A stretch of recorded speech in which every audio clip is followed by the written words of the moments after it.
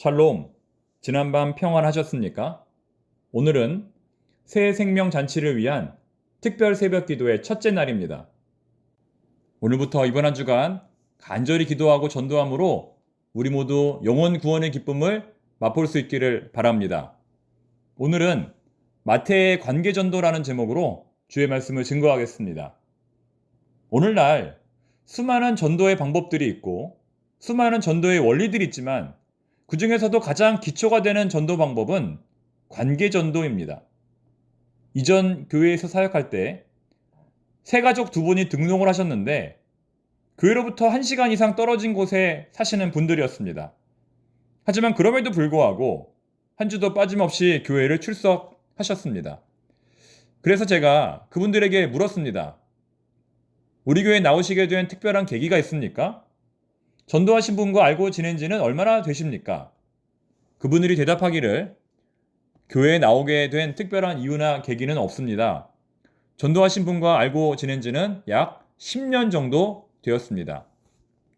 자, 무슨 말이냐면 전도하신 권사님께서 관계 전도를 시작한 지 무려 10년 만에 이분들이 교회에 나오게 된 것입니다.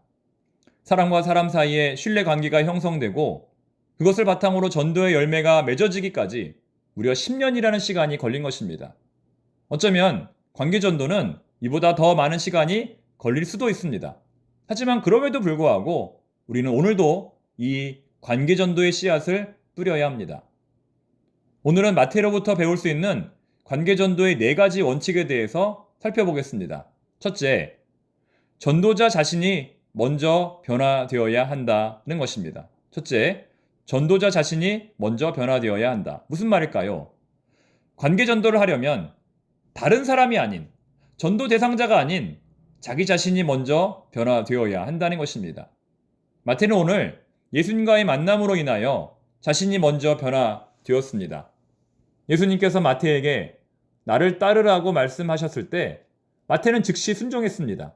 즉시 그 자리에서 일어나 예수님을 따랐습니다. 사람이 누군가를 따라간다는 것은 결코 쉬운 일이 아닙니다. 어린아이도 아무런 이유 없이 사람을 따라가지 않습니다. 분명 마태 안에 어떤 변화가 일어났기 때문에 마태는 예수님을 따라간 것입니다. 그렇다고 해서 예수님이 마태에게 돈을 많이 주겠다고 약속하신 것도 아닙니다. 돈은 마태가 더 많습니다. 오히려 예수님을 따르려면 돈을 버려야 합니다. 인간적인 생각에서 마태는 예수님을 따라갈 그 어떠한 이유도 없었습니다. 즉 그는 예수님을 만났을 때에 어떤 영적인 변화를 경험했기 때문에 예수님을 따라갈 수 있었던 것입니다. 또한 그는 예수님을 만난 이후에 세리라고 하는 직업을 그만두고 예수님의 제자로서의 삶을 시작했습니다. 이제 그의 인생의 시간표에서 가장 중요한 일은 돈을 버는 일이 아니라 예수님을 따라가는 일이었습니다. 그는 자신의 집을 개방하고 누구든지 자신의 집에 올 수 있도록 문을 열었습니다. 예수님에게만 문을 연 것이 아니라 다른 사람들에게도 문을 열었다는 것입니다. 이처럼 관계전도의 첫 번째 단계는 전도자 자신의 변화입니다. 이처럼 우리는 다른 사람을 변화시키기 전에 우리 자신이 예수 그리스도 안에서 먼저 변화되어야 할 것입니다. 두 번째, 마태에게서 배우는 관계전도의 두 번째 원칙은 목표가 분명해야 한다. 목표가 분명해야 한다는 것입니다. 다시 말해 전도해야 할 대상을 구체적으로 정하라는 것입니다. 예수님의 제자가 된 마태가 첫 번째로 전도한 지역은 어디였을까요? 바로 그가 살고 있는 주변이었습니다. 그는 전도하기 위해 다른 곳으로 가지 않았습니다. 가장 먼저 자신의 주변을 전도하였습니다. 그는 자기의 집을 전도의 전초 기지로 삼고 이웃들을 초청함으로써 전도를 시작하였습니다. 여러분, 우리는 어디서부터 전도를 시작해야 할까요? 가까운 이웃들로부터 전도를 시작해야 합니다. 물리적인 거리에서뿐만 아니라 실제적인 거리에서 가까운 사람들로부터 전도를 시작해야 합니다. 전도나 선교를 생각할 때 꼭 아프리카 같이 멀고도 험한 곳만 생각해서는 안 된다는 것입니다. 그러려면 우리는 먼저 내 주변에 누가 살고 있는지를 확인해야 합니다. 나랑 가장 자주 만나는 사람이 누구인지 생각해 보아야 합니다. 그리고 그들을 위하여 기도해야 합니다. 그들과 마주칠 때마다 인사를 해야 합니다. 항상 친절을 유지해야 합니다. 그리고 결정적인 순간에 도움을 주어야 합니다. 좋은 인상을 남기는 것이 핵심입니다. 그리고 잠들기 전에 그들을 위하여 기도해야 합니다. 이것이 바로 전도의 첫걸음입니다. 또한 마태는 전도 대상자로 누구를 정했을까요? 바로 세리와 죄인들입니다. 이들은 그가 평소에 자주 만나고 교제했던 사람들입니다. 마태는 예수님을 만나 직업도 버리고 새로운 사람으로 변화되었지만 변화된 후에도 이전 친구들과의 관계를 끊지 않고 오히려 더 많은 관심을 그들에게 가졌습니다. 요한복음 4장에서도 같은 예를 볼 수 있습니다. 사마리아 여인이 예수님으로부터 복음을 들은 후 가장 먼저 달려간 곳은 자신이 살고 있는 동네였습니다. 어쩌면 그들은 그녀의 가장 두려운 존재였을 것입니다. 왜냐하면 그들은 그녀의 어두운 과거에 대해서 잘 알고 있었기 때문입니다. 그러나 주 안에서 새롭게 거듭난 사마리아 여인은 정반대의 행동을 보입니다. 새로운 관점으로 이웃을 바라본 것입니다.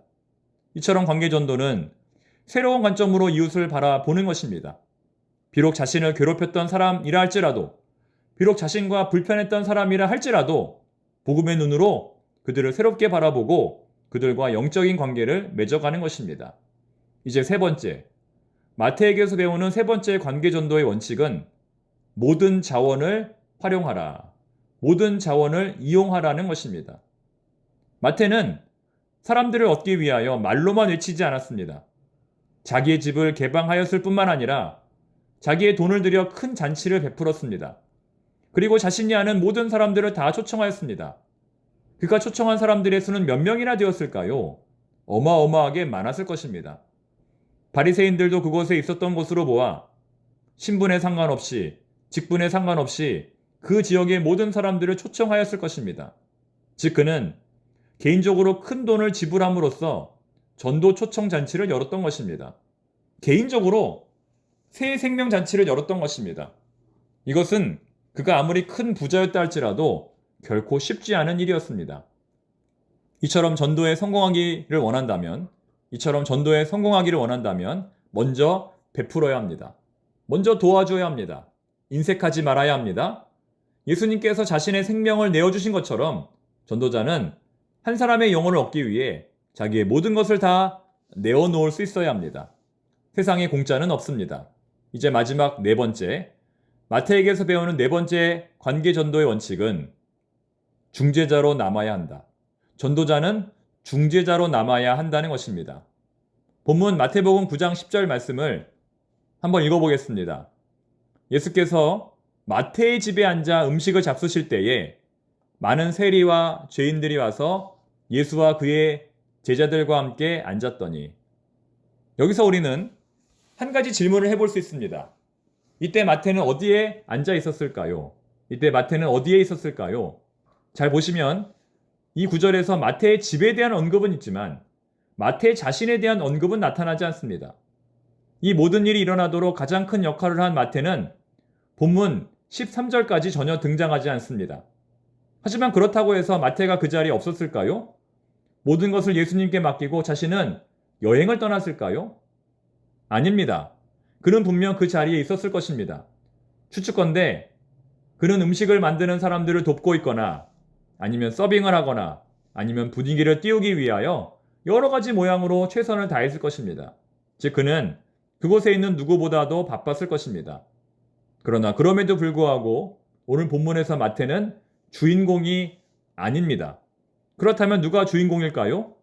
예수님과 제자들, 그리고 세리와 죄인들입니다. 마태의 역할은 거기까지입니다. 여기서 우리는 관계전도의 중요한 원리를 발견할 수 있습니다. 전도자는 전도의 주체가 아니라는 것입니다. 그렇다면 누가 전도의 주체일까요? 바로 예수님과 전도 대상자들입니다. 전도자의 역할은 전도 대상자를 예수님 앞으로 인도하는 데까지 있습니다. 물론 전도자는 자기의 모든 능력을 동원하여 최선을 다해 복음을 전해야 합니다. 그러나 그 모든 노력에도 불구하고 전도자는 항상 한 걸음 뒤에 있어야 한다는 것입니다. 마치 투자자라고 할 수 있습니다. 한 편의 연극을 올리려면 투자자가 반드시 있어야 합니다. 그는 작가를 통해 대본을 준비하고 최고의 감독과 배우들을 섭외합니다. 그리고 그들이 최고의 연극을 만들 수 있도록 투자를 아끼지 않습니다. 대대적인 홍보 활동도 합니다. 그러나 공연 당일날 투자자는 무대에 서지 않습니다. 객석의 한쪽 귀퉁이에 서서 박수와 갈채를 보내는 것으로 만족합니다. 그의 역할은 관객과 배우가 연극을 통하여 한자리에 만나게 하는 데 있는 것입니다. 전도자의 역할도 똑같습니다. 전도자는 전도자와 예수님이 가장 아름답고 멋진 모습으로 만날 수 있도록 자신의 모든 것을 투자하는 사람입니다. 그리고 그 만남이 성사되었을 때 그는 자기의 자리를 예수님께 내어줄 수 있어야 합니다. 이것이 바로 관계전도의 열매입니다. 요한복음 4장에도 이러한 부분이 등장합니다. 분명 사마리아 여인은 사람들을 인도하여 예수님을 만나게 하였습니다. 예수님은 그들과 이틀을 유하시며 깊은 만남을 가졌습니다. 그런데 아주 조금 섭섭하게 그 지역 사람들은 사마리아 여인에게 이렇게 말합니다. 그 여자에게 말하되 이제 우리가 믿는 것은 너의 말로 인함이 아니니 이는 우리가 친히 듣고 그가 참으로 세상의 구주신 줄 알미라 하였더라. 요한복음 4장 42절 말씀. 무슨 말입니까? 너 때문에 우리가 예수 믿은 것은 아니다 라는 것입니다. 그때 사마리아 여인은 어떤 반응을 보였을까요?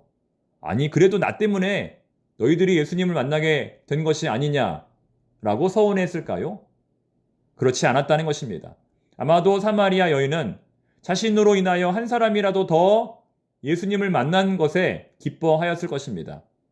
이처럼 전도자는 전도 대상자와 예수님이 만날 수 있도록 돕는 사람입니다. 이를 위하여 최선을 다하여 노력하되 자신은 조용히 빠져야 합니다. 이제 오늘 말씀을 맺겠습니다. 전도는 우리의 사명입니다. 여러분은 이번 새 생명 잔치 때 어떤 사람을 예수님에게 소개해 주고 싶습니까? 이번 새 생명 잔치를 통하여 사랑의 주선자, 영혼의 주선자가 되어 하나님을 기쁘시게 하는 저와 우리 모두가 되기를 소망합니다. 기도하겠습니다. 하나님 아버지, 저희들은 날마다 수많은 사람들을 만납니다. 그들 중에 어떤 사람들을 주님께로 인도해야 할까요? 어떤 사람이 주님을 만날 수 있도록 다리를 놔주어야 할까요? 먼저 인사할 수 있는 용기를 주시고, 먼저 베풀 수 있는 마음을 주시고, 먼저 다가갈 수 있는 지혜를 더하여 주시옵소서. 전도하기 전에 저희들이 먼저 변화되기를 원합니다. 전도하기 위해 어쩔 수 없이 친절을 베풀고 선행을 하는 것이 아니라 저희들이 변화되어 삶으로 복음을 증거하게 하옵소서. 예수님의 이름으로 기도드립니다. 아멘.